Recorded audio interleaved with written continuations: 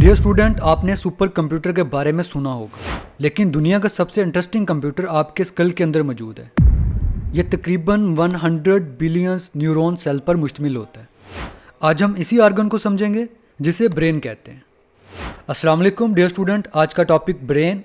Brain का literal mean होता है सॉफ्ट। कभी लाइव ब्रेन, जिसे उर्दू में मग्ज़ कहते हैं, उसको एक्सपीरियंस कीजिएगा, जिसको आप बिल्कुल सॉफ्ट फील करोगे। अगर अडल्ट ह्यूमन ब्रेन की बात करें, उसका वेट होता है 1.4 kg, तकरीबन जितनी 1.5 लीटर की बोतल होती है। और ये हमारी बॉडी का टोटल 2% वेट होता है। और इसके अंदर 100 बिलियन न्यूरॉन्स होते हैं। ये बहुत बड़ी अमाउंट है सेल्स की। इसका इंट्रोडक्शन ब्रेन का, all life activities are under the control of brain.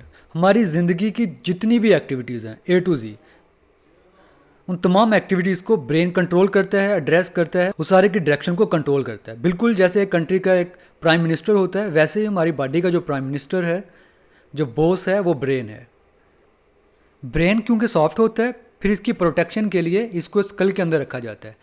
School की वो बोन्स जो ब्रेन को प्रोटेक्ट करती हैं, वो क्रेनियम कहलाती हैं।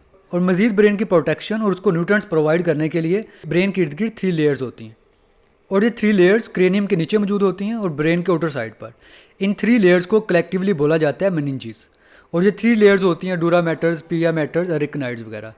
और इनके अंदर ब्लड वेसल्स होती हैं, जिसके ज़रिए ये ब्रेन के सेल्स को न्यूट्रिएंट्स प्रोवाइड करते हैं और ब्रेन के अंदर जो वेस्ट मटेरियल होते हैं उसको कलेक्ट करती हैं ये।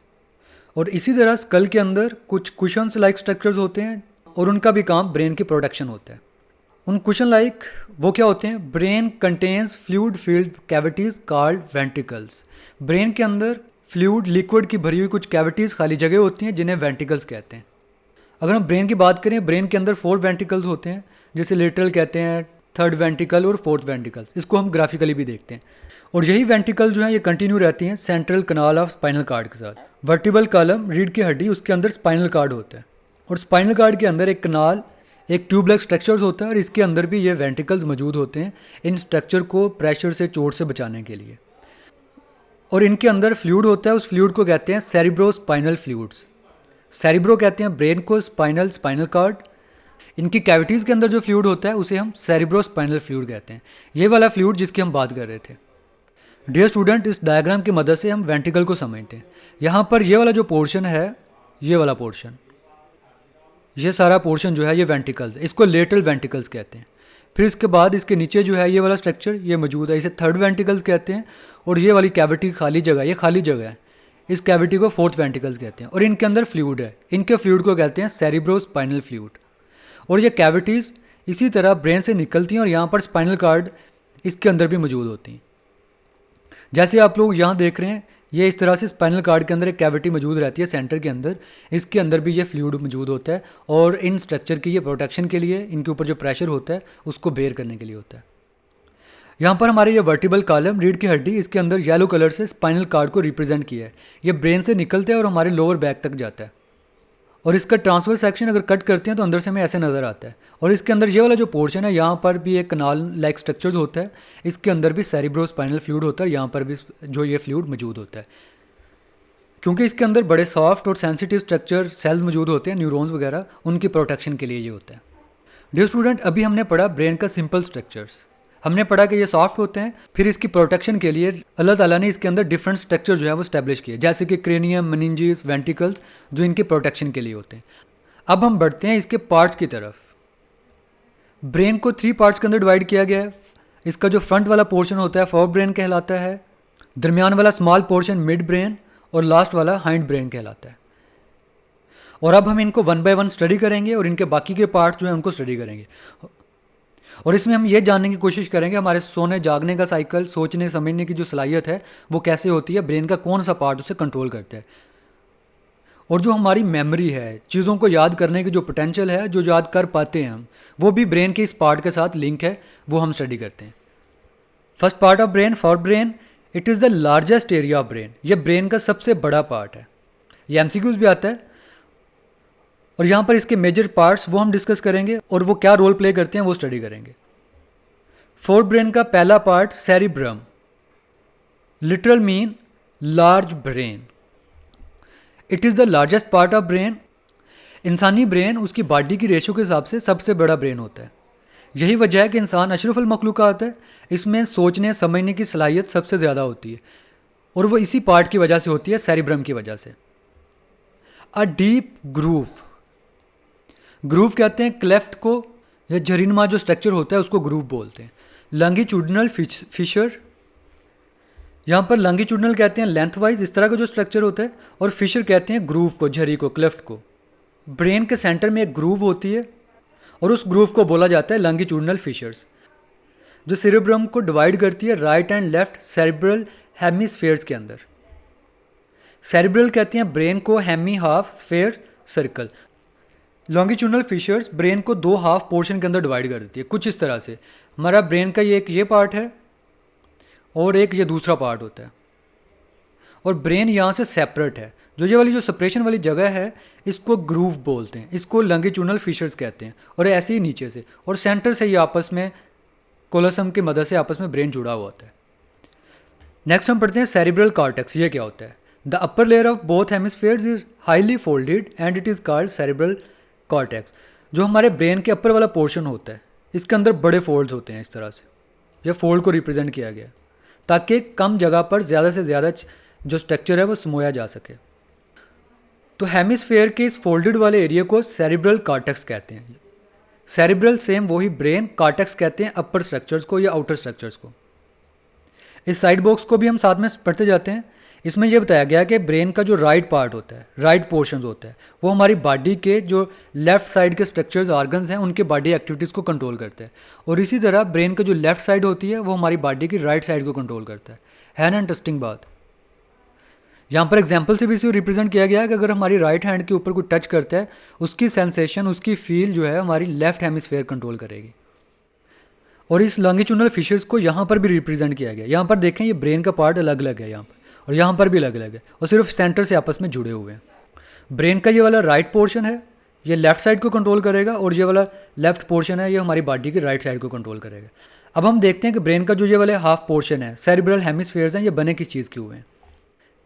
सेरिब्रल हेमिस्फेयर की जो कॉर्टेक्स वाला पोर्शन होता है वो ग्रे मैटर का बना होता है। ग्रे मैटर क्या होता है? ग्रे मैटर के अंदर ऐसे एक्सन्स होते हैं जिनके ऊपर माइलिन शीट नहीं होती, तो एक्सन्स के ऐसे ग्रुप को हम ग्रे मैटर कहते हैं। जबकि इसके जो नीचे वाला पोर्शन होता है वो वाइट मैटर का बना होता है। इन वाइट मैटर के अंदर जो न्यूरॉन्स होते हैं उनके एक्सन्स के ऊपर माइलिनेटेड शीट होती है। डियर स्टूडेंट, अब आती है मेन चीज़ कि ब्रेन के ये पार्ट बॉडी के किन फंक्शन को कंट्रोल करते हैं। Each hemisphere is further divided into 4 loops. Hemisphere को आगे 4 पार्ट्स के अंदर डिवाइड किया गया इनके लोकेशन के हिसाब से। सेरिब्रम का जो फ्रंट वाला पोर्शन होता है वो फ्रंटल लोब कहलाता है, और ये वो रीजन्स होती है यहाँ जहाँ पर प्रॉब्लम को सॉल्व किया जाता है। मैथ के क्वेश्चंस, कम्प्लेक्स इश्यूज़ जैसे कोरोना का इश्यूज़ था, उसमें हमारा ब्रेन का ये वाला पार्ट जो है वो इन्वॉल्व होता है। जजमेंट किस चीज़ को ऑब्जर्व करना, स्पीकिंग, बोलना, इतना ज़्यादा हम बोलते हैं और क्लियरली बोलते हैं, कॉन्शियसली बोलते हैं, और हमारे ब्रेन का यही पार्ट जो फ्रंटल लोब है ये कंट्रोल कर रहा होता है, और इसी तरह हमारी मूवमेंट्स को। और सेकंड है पैराइटल लोब। ये वो रीजन्स होती है जो हमारी लैंग्वेज, ज़बान और टच को कंट्रोल करती है। टेम्पोरल लोब हमारी कानों की साइड की लोब है, ये डील करती है मेमोरी को, याददाश्त को। जो चीज़ें आप याद करते हैं वो टेम्पोरल लोब के अंदर स्टोर होती हैं। फिर इसी तरह लर्निंग, सीखना, फीलिंग्स, एहसासात, हियरिंग, सुनना वगैरह। ब्रेन का जो टेम्पोरल लोब है इस रीजन के अंदर ये सारे काम होते हैं। ऑक्सीपिटल लोब ये वो वाली रीजन होती है जो विजन्स को, देखने को, हमारी बिनाई को, और इसी तरह कलर परसेप्शंस। हम जो कलर में डिफ्रेंशिएट करते हैं रेड, ग्रीन, ब्लैक, ब्लू, उसमें हमारा ऑक्सीपिटल लोब जो है ये पार्टिसिपेट करता है।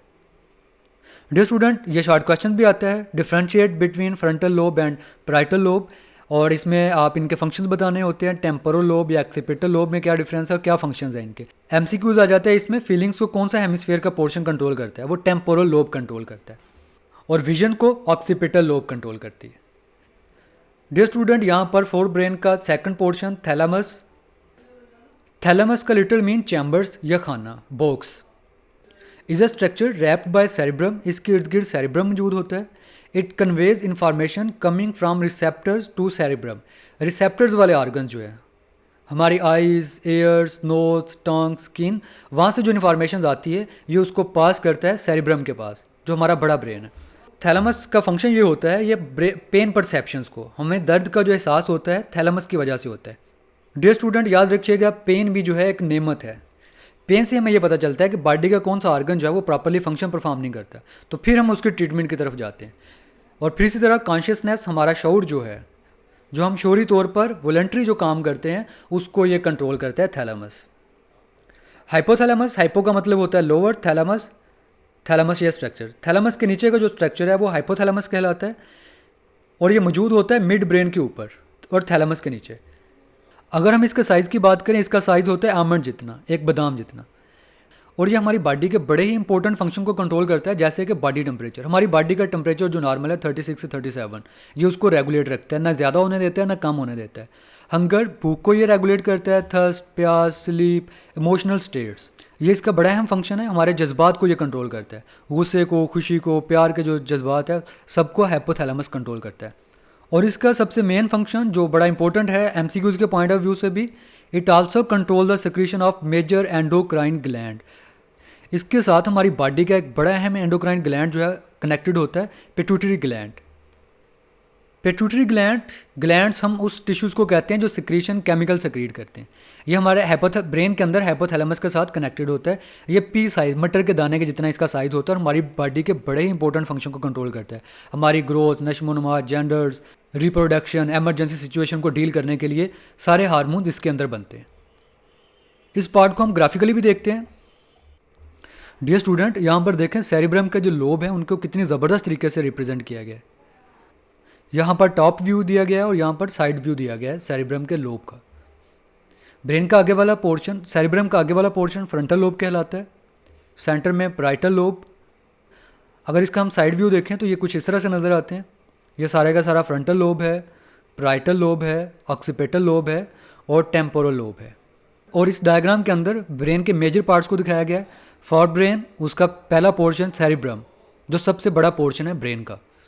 और ये एमसीक्यूज भी आता है कि ब्रेन का लार्जेस्ट पार्ट कौन सा है, वो फोर ब्रेन है, और उसका फोर ब्रेन का लार्जेस्ट पार्ट कौन सा है, सेरिब्रम है। और इसमें इस तरह से काफ़ी सारी फोल्डिंग्स होती हैं। ये सारे का सारा फोर ब्रेन और उसके नीचे ये वाला जो पोर्शन है थोड़ा सा चैम्बर लाइक स्ट्रक्चर, थैलेमस कहलाता है। और इसके नीचे ये वाला जो पोर्शन है ये हाइपोथैलेमस कहलाता है।